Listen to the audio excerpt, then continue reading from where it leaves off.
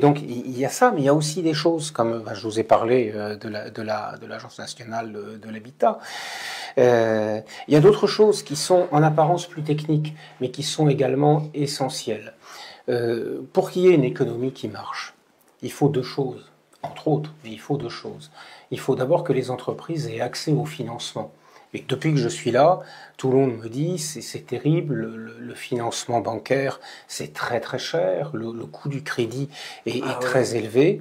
Et puis il y a la question de la justice aussi. Il faut que les opérateurs, s'ils sont en contentieux, aient confiance dans leur justice. Et donc il y a ces deux piliers-là, le financement bancaire et la justice. Sur la justice, on a appuyé les efforts du ministère de la Justice, on les a appuyés pour l'organisation de 2 concours de recrutement de magistrats et de greffiers. Alors ça n'a l'air de rien, mais c'est en fait tout à fait important.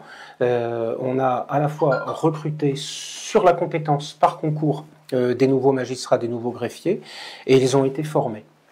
La deuxième cohorte, la deuxième promotion, est actuellement en train d'être formée. La première, qui avait été recrutée en 2021, est aujourd'hui en fonction. Est-ce que vous avez eu un retour par rapport au premier qui a été formé? Justement, pour l'instant, moi, ce qu'on me dit, c'est que ça se passe bien. Pour l'instant, ce qu'on me dit, c'est que ça se passe bien, mais il faut le voir dans la durée. Et puis, c'est à la société de le dire.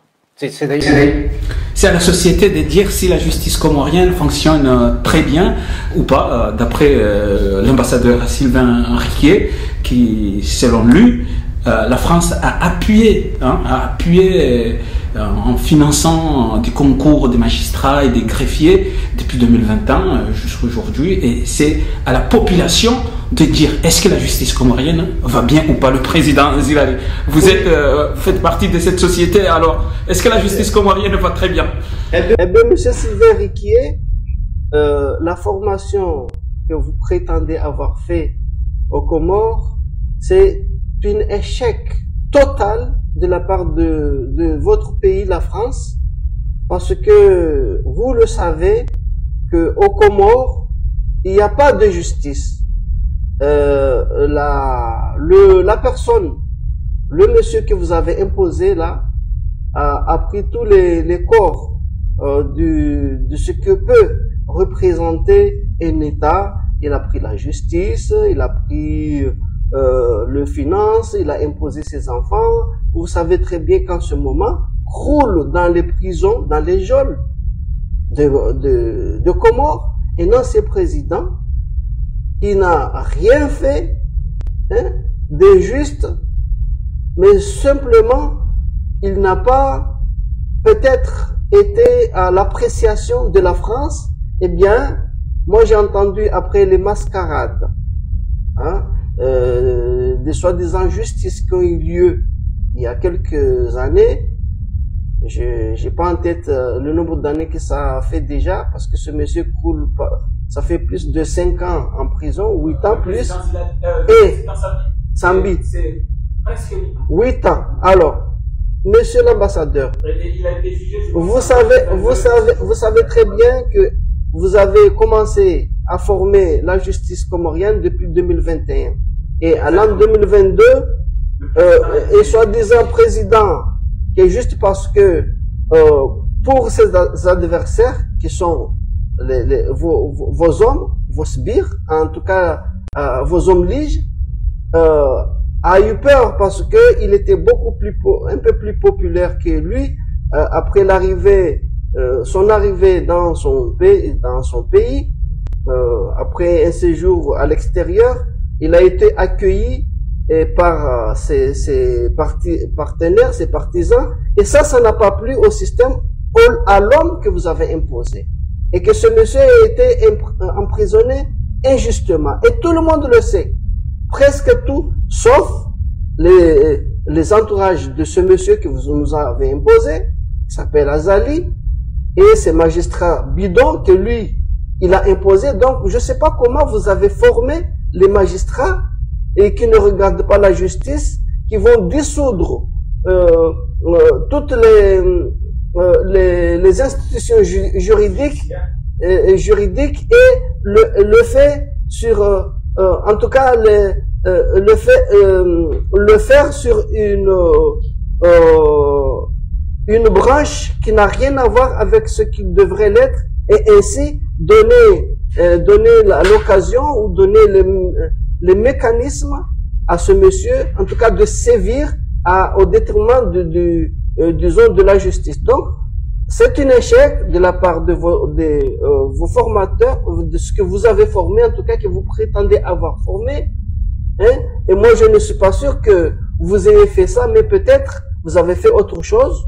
Peut-être vous avez donné cadeau comme d'habitude à ce monsieur et avec sa suite, parce que ils sont déjà organisés. Il y a Moussaïdié là-dedans, il y en a d'autres, la liste est longue, et que donc c'est un échec en tout cas.